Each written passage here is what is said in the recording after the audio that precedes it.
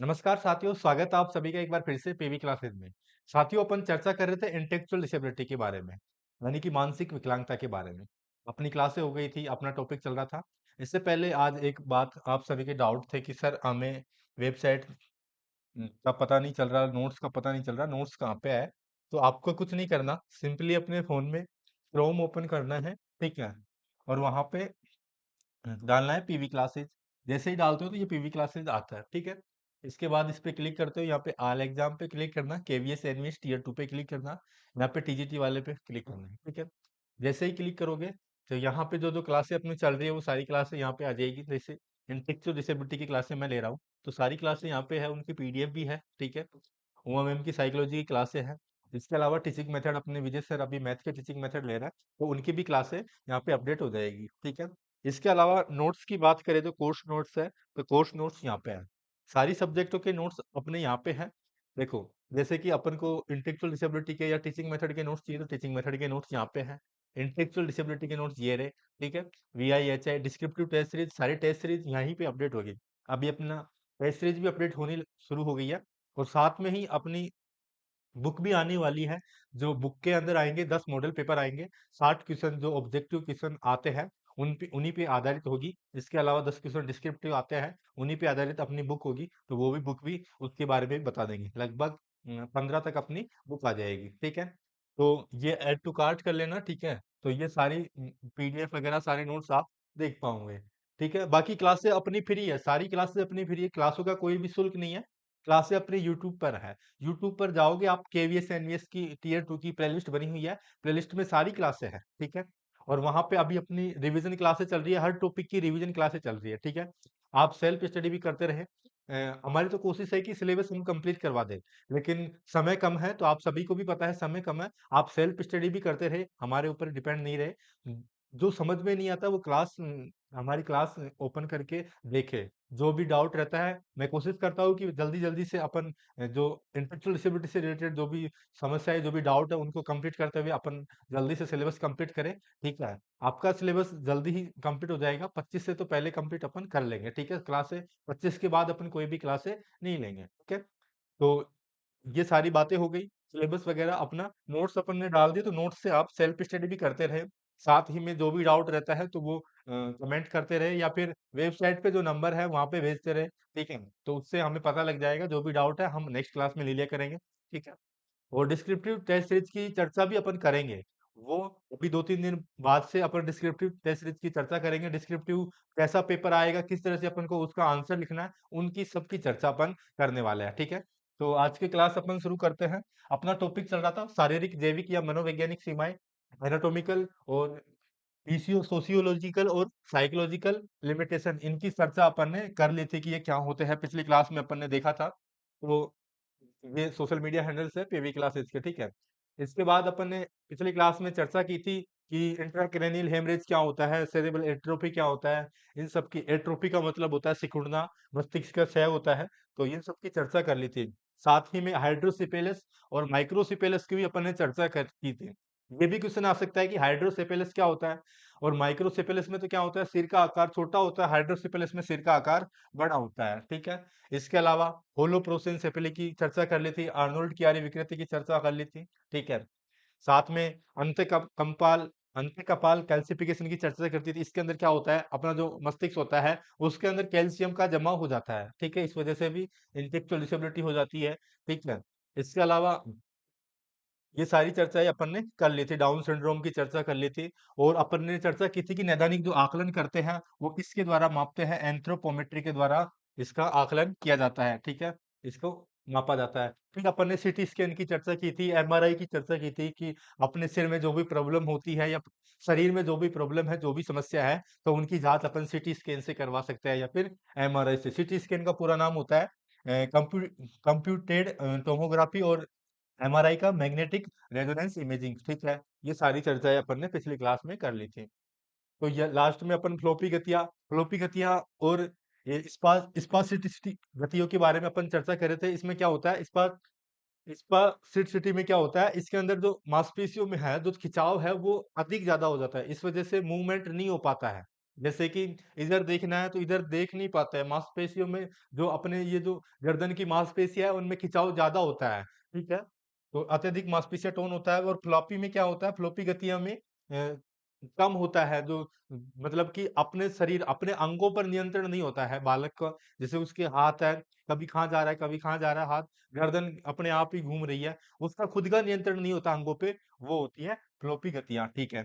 इसके बाद अपन अगली चर्चा करते हैं इंटेलेक्चुअल डिसेबिलिटी, बौद्धिक विकलांगता से संबंधित शारीरिक क्रियात्मक सीमाएं। जो तंत्रिका तंत्र एवं मस्तिष्क का कार्यकरण किस तरह से शारीरिक जो क्रियात्मक समस्या है उनकी चर्चा अपन आगे करते हैं, ठीक है। तो सूचना प्रसंस्करण, इंफॉर्मेशन प्रोसेसिंग, मस्तिष्क मानव तंत्रिका तंत्र का केंद्र होता है जो सूचनाओं को ग्रहण करके उनकी व्याख्या करने तथा उन्हें पुनः स्मरण करने के लिए उत्तरदायी होता है। बौद्धिक विकलांगता वाले व्यक्तियों में मस्तिष्क के असामान्य विकार या क्षति के कारण ये शारीरिक क्रियात्मक क्षमताएं प्रभावित सीमित या प्रभावित हो जाती है। जो इंटेलेक्चुअल डिसेबिलिटी वाले बालक होते हैं, जो मस्तिष्क होता है उनका, तो उनमें क्या होता है, जो मस्तिष्क का कार्य क्या होता है, सूचनाओं को ग्रहण करना, उनकी व्याख्या करना, पुनः स्मरण करना, सूचनाओं को वापस पहुंचाना, ये सारा कार्य मस्तिष्क का होता है। तो बौद्धिक विकलांगता वाले जो बालक होते हैं उनके अंदर इसके में कमी या क्या क्या पाई जाती है, सीमा पाई जाती है, ठीक है। इसके बाद आगे चर्चा करते हैं विद्युत, ये तो चर्चा अपन ने कर ली। अगर विद्युत संकेत संप्रेषण, ये भी चर्चा अपन ने कर ली थी कि बौद्धिक विकलांगता वाले अनेक व्यक्तियों में एक प्रमुख शारीरिक क्रियात्मक सीमा मस्तिष्क के विद्युत संकेतों में व्यवधान के रूप में देखी जाती है। जो मस्तिष्क के जो विद्युत संकेत है उनमें भी व्यवधान होता है, उनमें व्यवधान होता है, तो अपन ने चर्चा की थी जब अपन मिर्गी के बारे में पढ़ रहे थे कि किसी भी व्यक्ति को मिर्गी क्यों आती है। मिर्गी इसलिए आती है कि जो मस्तिष्क के जो विद्युत संकेत है उनमें अगर कोई भी समस्या होती है तो उस व्यक्ति को मिर्गी आ जाती है। मिर्गी में अपन ने चर्चा की थी, जिस समय व्यक्ति को मिर्गी आने वाली होती है तो उसके डॉक्टर के द्वारा उसके लक्षणों का उसको पता करना चाहिए, और मिर्गी जिसको आती है उस इंसान को जिस समय मिर्गी आने वाली है उस समय सुरक्षित स्थान पर चले जाना चाहिए। जिससे कि क्या है, कई बार क्या हो जाती है कि आप गिर जाते हैं, जब सीधे खड़े होते हैं तब भी गिर जाते हैं, मुंह से झाग आना, ये सारी समस्याएं मिर्गी के दौरान होती है, ठीक है। तो ये विद्युत संकेत संप्रेषण की वजह से क्या होती है, जो इंटेलेक्चुअल डिसेबिलिटी होती है। विकृत संकेत तंत्रिका के सामान्य कार्य में बाधा उत्पन्न करते हैं, जिससे परिणाम स्वरूप दोहरे या मिर्गी के दौरे होते हैं। मिर्गी के दौरे के बारे में अपन ने चर्चा पहले भी कर ली है, ठीक है। इसके बाद दौरे की अभिव्यक्तियां, तो ये दौरे हल्के व अम, क्षणिक और गंभीर अवस्थाओं तक हो सकता है। अपन ने चर्चा की थी कि इसमें क्या हो जाता है, शरीर अकड़ जाता है, झटके लगते हैं, मुंह से झाग आना या मूत्र नियंत्रण का खो जाना भी शामिल होता है, ठीक है। ये सारी किससे रिलेटेड है, दौरे से या मिर्गी से रिलेटेड सारी चर्चाएं अपन ने कर ली थी, ठीक है। इसके बाद आगे है गतिशील समन्वय एवं मांसपेशीय टोन। मांसपेशीय टोन की असामान्यताएं, मस्तिष्क से होने वाली क्षति अक्सर मांसपेशीय के नियमन से जुड़ी शारीरिक क्रियात्मक समस्याएं उत्पन्न करती है। यह असामान्य रूप से अधिक मांसपेशीय टोन के रूप में प्रकट हो सकती है, जिससे गतियां कठोर और कठिन हो जाती है, अथवा असामान्य रूप से कम मांसपेशीय टोन के रूप में, जिससे कारण फ्लॉपी, फ्लॉपी का मतलब क्या होता है, ढीली, अपन ने अभी चर्चा की थी, फ्लॉपी का मतलब ढीली गतियां होती है, मांसपेशीय टोन। जैसे कि अभी मैं चर्चा अपन इसी की कर रहे थे, फ्लॉपी की, ठीक है। तो और स्पेसिफिसिटी की चर्चा कर रहे थे अपन, ठीक है। उसके अंदर तो क्या होता है, जो जो मांसपेशियों के अंदर तनाव या खिंचाव क्या होता है, ज्यादा हो जाता है, और फ्लॉपी में क्या होता है, ढीली गतियां दिखाई देती है, ठीक है। इसके बाद गतिशील एकीकरण, बौद्धिक विकलांगता वाले व्यक्तियों में प्राय गतिशील एकीकरण और समन्वय की कमी पाई जाती है, जो अक्सर असंतुलित या अटपटी चाल के रूप में दिखाई देती है। जो बौद्धिक विकलांगता वाले बालक होते हैं उनके जो अंगों का जो समन्वय है, हाथों का या पैरों का जो समन्वय है, उनमें भी क्या होता है, त्रुटि पाई जाती है, मतलब कमी पाई जाती है। इसके कारण वे असंतुलित या फिर सही तरीके से नहीं चल पाते, सही तरीके से कार्य नहीं कर पाते, ठीक है। ये सारी कमियां भी दिखाई देती हैं। इसके अलावा अनैच्छिक गतियां, कुछ मामलों में तंत्रिका सती के परिणाम स्वरूप ऐसे शारीरिक क्रियात्मक सीमाएं उत्पन्न होती है जिनमें व्यक्ति के नियंत्रण से बाहर होने वाली अनैच्छिक गतियां भी शामिल होती है। जो अनैच्छिक गतियां होती है जिन पे व्यक्ति का नियंत्रण नहीं होता है, वो भी क्रियाएं किसमें शामिल होती है, ये इंटेलेक्चुअल डिसेबिलिटी के अंदर, ठीक है। इसके अलावा अब है चयापचय एवं तंत्रगत त्रुटियां। वो सारी चर्चाएं तो अपन ने पिछली क्लास में कर ली थी, ठीक है। तो चयापचय त्रुटियां या मेटाबॉलिक एंड सिस्टमिक एरर्स क्या होते हैं, चयापचय एवं तंत्रिका त्रुटियां। तो चयापचय क्या होता है, देखो सबसे पहले तो इसके बारे में चर्चा करते हैं, फिर इसके बाद जन्मजात त्रुटियों के बारे में चर्चा करते हैं, ठीक है। शारीरिक क्रियात्मक सीमाएं, फेनाइल कीटोनूरिया, पीकेयू जैसे चयापचय विकारों के कारण उत्पन्न हो सकती है। यह एक वंशानुगत अप्रभावी लक्षण है और यदि समय पर उपचार नहीं किया जाए तो बौद्धिक क्षति का कारण बन सकता है। तो सबसे पहले तो चयापचय विकार क्या होते हैं? जो अपना जो बॉडी होती है उसके अंदर किसी न किसी की कमी होती है। इस वजह से कौन-सी समस्या होती है चयापचय की। तो उसी का एक एग्जाम्पल है फिनाइलकीटोनुरिया पीकेयू। तो इस वजह से क्या होता है फिनाइलकीटोनुरिया हो जाता है और इस वजह से क्या हो जाता है ये कैसे फिनाइलकीटोनुरिया वंशानुगत अप्रभावी लक्षण है। ठीक है? इससे क्या होता है पीकेयू फिनाइलकीटोनुरिया होने की वजह से बौद्धिक अक्षमता भी बालक के अंदर उत्पन्न हो जाती है। ठीक है? इसके बाद अंतःस्त्रावी विकार में देखो हाइपोथायराइड है, क्रेटिनिज्म है, जैसी अवस्थाएं चयापचय त्रुटियों का उदाहरण है, जिसमें थायराइड ग्रंथि पर्याप्त रूप से कार्य नहीं कर पाती। यह स्थिति प्राय आहार में आयोडीन की कमी से कारण होती है। आप सभी ने पढ़ा होगा साइंस में, जो थायराइड कब होता है? जब आयोडीन की कमी होती है, अपने जो पोषण के अंदर आयोडीन की कमी होती है, तब किसकी कमी हो जाती है? थायराइड की कमी हो जाती है और थायराइड ये रोग हो जाता है हाइपो का मतलब भी क्या होता है? हाइपो का मतलब तो होता है कमी। कहीं पे भी अगर हाइपो शब्द आपको दिख जाता है, तो आपको ध्यान रखना है हाइपो का अर्थ है कमी। हाइपो का क्या अर्थ है? कमी। और इसी के साथ में हाइपर अगर इसी शब्द के आगे हाइपर लिखा हुआ आ जाए, तो हाइपर का अर्थ क्या होता है? हाइपर का अर्थ होता है अधिक। ठीक है? हाइपो का मतलब होता है कमी यानी थायराइड की कमी। थायराइड की कमी से ये क्रेटेनिज्म होता है। इसकी वजह से ठीक है आहार में आयोडीन की कमी है तो क्या हो जाएगा? थायराइड हो जाएगा आपको। ठीक है? तो इससे क्या है शारीरिक तथा मानसिक दोनों प्रकार के विकास को प्रभावित करता है। ठीक है? थायराइड की कमी। ठीक है? फिर आयोडीन की कमी। इसके अलावा रक्त असंगतियां आरएच असंगति के कारण एक शारीरिक क्रियात्मक प्रतिक्रिया उत्पन्न हो सकती है जिसमें माँ की एंटीबॉडी भ्रूण की लाल रक्त कोशिकाओं को नष्ट कर देती है। इसके परिणाम स्वरूप जन्मोपरांत मस्तिष्क क्षति या हृदय की मांसपेशियों को नुकसान पहुंच जाता है।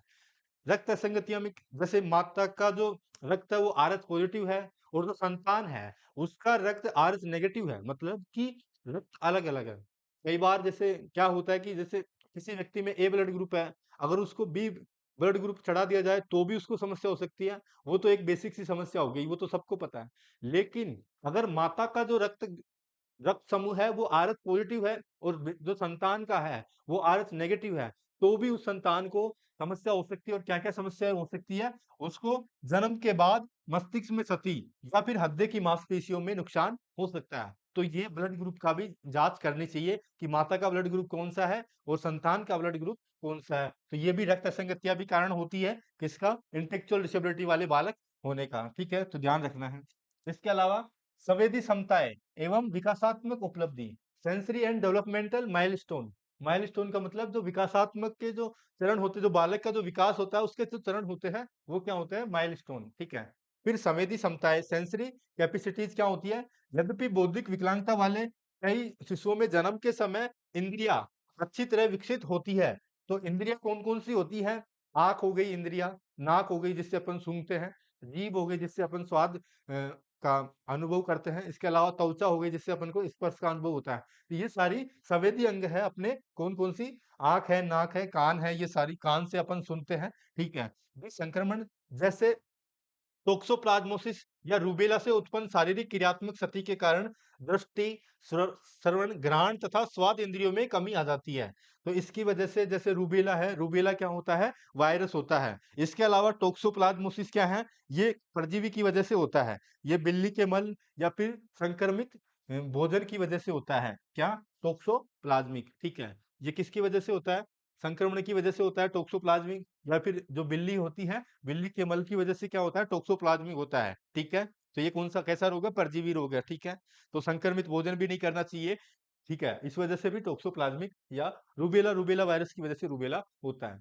अगर ये माता को है टोक्सोप्लाज्मिक या रूबेला है तो भी क्या क्या हो सकता है? जो बच्चा पैदा होगा वो दृष्टिहीन बच्चा पैदा हो सकता है या श्रवणहीन या फिर घ्राण वो स्वाद नहीं ले पाता, स्वाद का अनुभव नहीं कर पाता। ठीक है? या फिर इन इन इंद्रियों में कमी आ जाती है, सुनने में कमी या फिर सोचने समझने में कमी, इंटेलेक्चुअल डिसेबिलिटी वाला बालक पैदा हो सकता है। तब जब उसको माता को क्या-क्या समस्या होगी, या तो रूबेला होगा या फिर टोक्सोप्लाज्मोसिस होगा तब। ठीक है? इसके बाद आगे चर्चा करते हैं विकासात्मक विलंब, डेवलपमेंट डिले। बौद्धिक विकलांगता का एक प्रमुख शारीरिक संकेत विकासात्मक उपलब्धियों की देरी से प्राप्ति है। इसमें बैठना, रेंगना, चलना या बोलना जैसी शारीरिक उपलब्धियां सामान्य बच्चों की तुलना में काफी देर से विकसित होती है। जो इंटेलेक्चुअल डिसेबिलिटी वाले बालक होते हैं, उनमें जो विकास उनका जो विकास है वो सामान्य बालकों की तुलना में धीरे होता है। जैसे कि उठना, बैठना, चलना, रेंगना, बोलना, ये सारे विकास उसमें धीरे धीरे होंगे। जो इंटेलेक्चुअल डिसेबिलिटी वाला बालक है, ठीक है, सामान्य बालकों की अपेक्षा धीरे होते हैं। उसके बाद आगे है नवजात संकेतक। नवजात संकेतक में क्या है? जन्म के तुरंत बाद एपीगार, जन्म के तुरंत बाद एपीगार स्कोर का उपयोग महत्वपूर्ण शारीरिक संकेतों का आकलन करने के लिए किया जाता है। इसमें हृदय गति, श्वसन प्रयास, मांसपेशी टोन, रिफ्लेक्स प्रतिक्रिया तथा त्वचा का रंग शामिल होते हैं। कम स्कोर ऑक्सीजन की कमी, ऑक्सीफिक्सिया का संकेत दे सकता है, जो आगे चलकर बौद्धिक विकलांगता का कारण बनता है। जैसे ही बच्चे का जन्म होता है, यानी कि जन्म के तुरंत बाद एक टेस्ट किया जाता है। उस टेस्ट का क्या नाम है? एपीगार टेस्ट। ये ध्यान रखना, एपीगार टेस्ट ये इंपॉर्टेंट भी आप सभी के लिए। ये पूछा जा सकता है कि एपीगार टेस्ट कब किया जाता है, क्या काम आता है? तो एपीगार टेस्ट जब बच्चे का जन्म होता है, छोटे बच्चे का जन्म, उसके 5 मिनट या 2-3 मिनट के बाद ही ये टेस्ट किया जाता है। तो इस टेस्ट में चेक किया जाता है, मतलब इस टेस्ट में क्या किया जाता है, इसमें नंबर दिए जाते हैं। जैसे कि टेस्ट में 0 से 3 के बीच में नंबर दे दिए, या फिर 4 से 7 के बीच में नंबर दे दिए, या फिर 7 से 10 के बीच में नंबर दे दिए। जैसे कि 7 से 10 के बीच में इस टेस्ट में नंबर आता है तो बच्चा स्वस्थ है, मतलब कोई भी टेंशन लेने की जरूरत नहीं है। और अगर 4 से 7 के बीच में नंबर आते हैं तो हल्की चिकित्सा की उसको सहायता है, कोई ना कोई उसको समस्या है तो उसमें चिकित्सक की सहायता से उसको ठीक किया जा सकता है।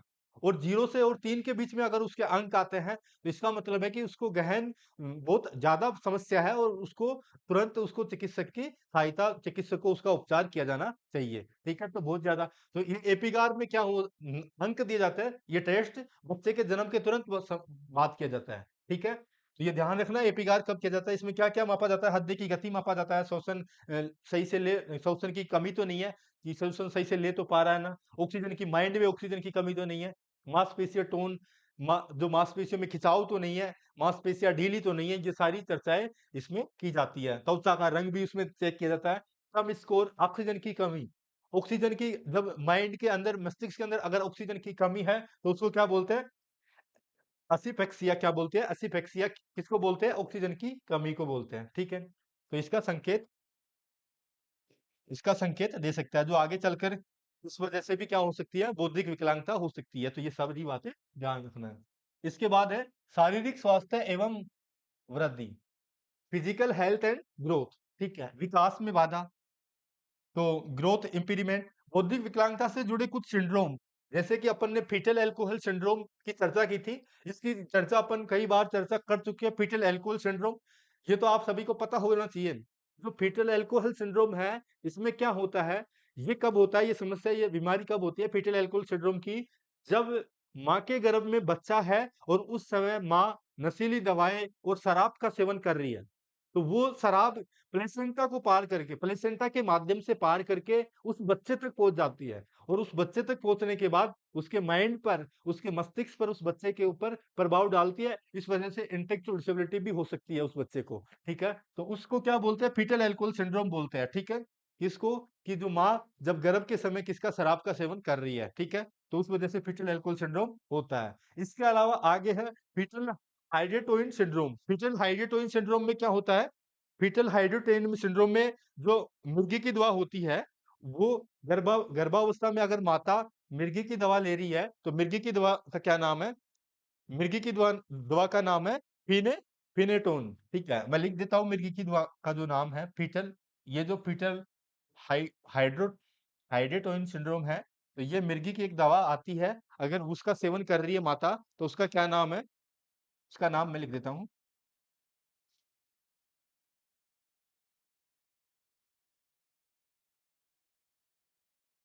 ठीक है, तो ये फिनेटोन ये दवा का नाम है। तो अगर ये दवा, जैसे कि माता के अंदर मिर्गी आती है और वो इस दवा का सेवन कर रही है, ठीक है, तो इस वजह से भी उसको क्या होते हैं, कौन सा सिंड्रोम होता है? Fetal hydantoin syndrome. ठीक है, इसके साथ में संज्ञानात्मक कमी, संज्ञानात्मक का मतलब होता है सोचना, समझना, तर्क करना, याद रखना, समस्या का समाधान करना। ये सारी संज्ञानात्मक कमी के साथ साथ समग्र शारीरिक वृद्धि और विकास में शारीरिक क्रियात्मक सीमाओं से संबंधित होते हैं, या फिर पूरे शरीर में जो उसकी वृद्धि है उसमें प्रभाव पड़ता है, किसकी वजह से? ये जो फीटल एल्कोहल सिंड्रोम है, फीटल हाइड्रोइड सिंड्रोम है, तो ये जैसे कि मुर्गी की दवाई है, तो अगर आप ले रहे हैं तो माता ले रही है तो वो डॉक्टर की सहायता से लेना चाहिए। डॉक्टर उसे बता देंगे कि कौन सी दवाई आपको लेनी है, कौन सी दवाई नहीं लेनी है। तो ये सारी बातों का ध्यान रखना है, ठीक है। इसके बाद एंथ्रोपोमेट्रिक विचलन का भी अपन ने पिछली क्लास में चर्चा की थी। एंथ्रोपोमेट्रिक का मतलब क्या होता है?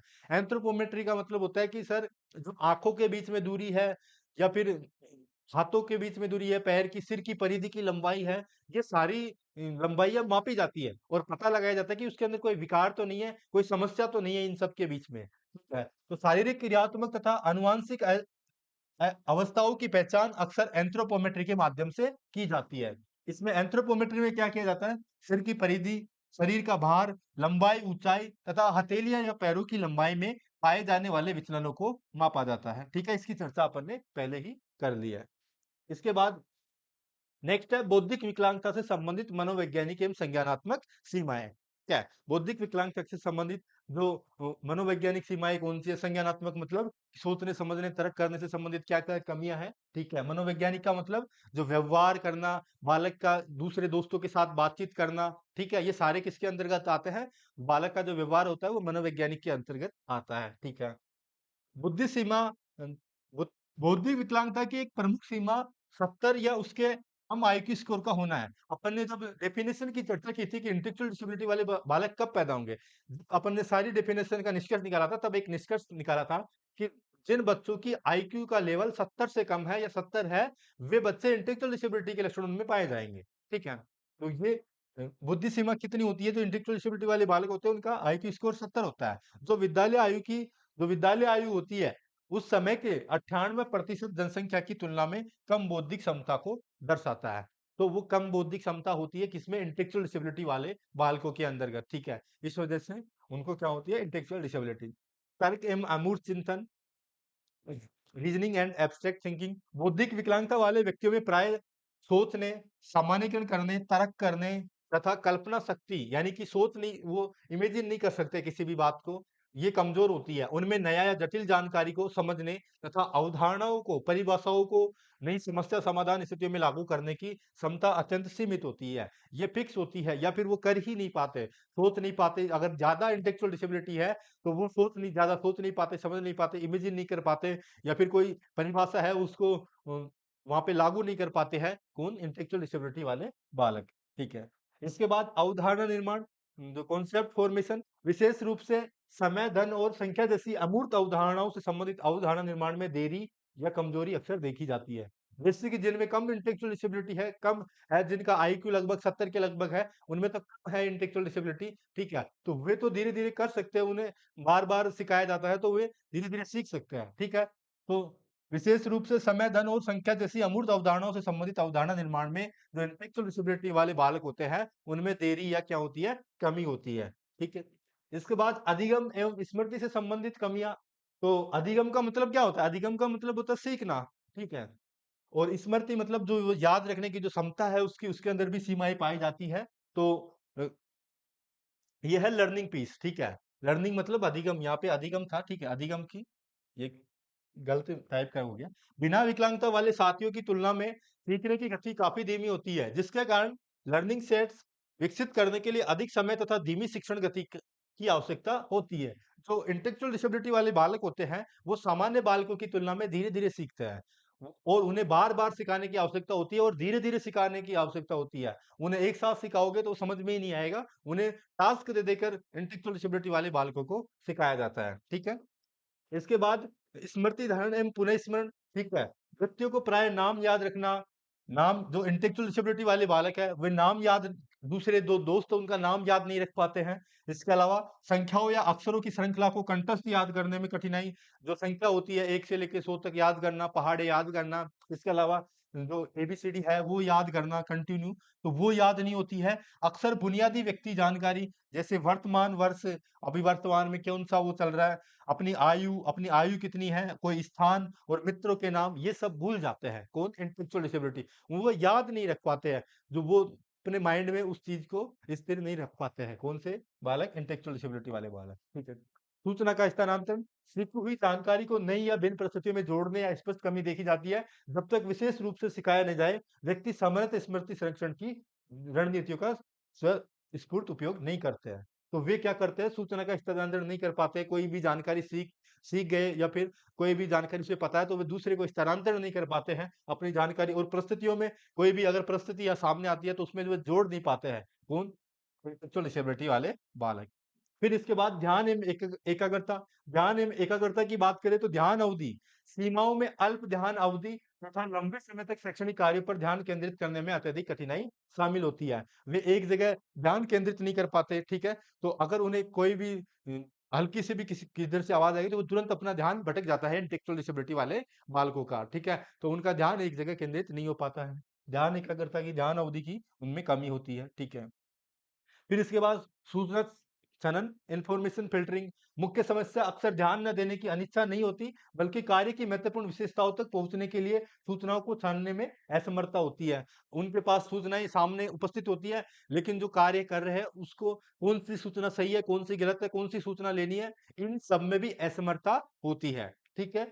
इसके बाद आगे है ध्यान भंग होना। व्यक्ति हल्के पृष्ठभूमि, अभी मैं बता रहा था ना, अगर हल्का सा भी शोर है, व्यक्ति हल्के पृष्ठभूमि शोर से भी आसानी से क्या हो जाते हैं, विचलित हो जाते हैं और शीघ्र ही ओवरलोड की स्थिति में पहुंच जाते हैं, जिसके कारण बार बार विश्राम की आवश्यकता होती है। जो इंटेलेक्चुअल डिसेबिलिटी वाले जो बालक होते हैं उनका ध्यान एक जगह नहीं लग पाता है। अगर किसी ने हल्का सा भी शोर कर दिया तो उनका ध्यान क्या हो जाता है, भंग हो जाता है और वे विचलित हो जाते हैं तथा ओवरलोड भी हो जाता है। कई बार समस्याएं उनको ओवरलोड की समस्या हो जाती है। इसके बाद मेटाकोग्निशन एवं आत्मनियमन, ठीक है? तो अभी अपने 26 मिनट हो गई, ठीक है? तो कितना बच रहा है अभी ये? देख लेते हैं एक बार। हाँ, ये तो कंप्लीट कर लेते हैं अपन मेटाकोग्निशन, ठीक है? मेटाकोग्निशन एवं आत्मनियमन, सेल्फ रेगुलेशन ये क्या है? इसमें कार्यकारी क्षमता, मेटाकोग्निटिव प्रक्रिया अपर्याप्त विकास पाया जाता है। वे कौशल है जो व्यक्ति को अपनी ही सीखने की प्रक्रिया पर नियंत्रण बनाए रखने में सहायता हो करते हैं। मेटाकोग्निशन का मतलब क्या है कि मैं क्या सीख रहा हूँ, उसी के बारे में सोचना।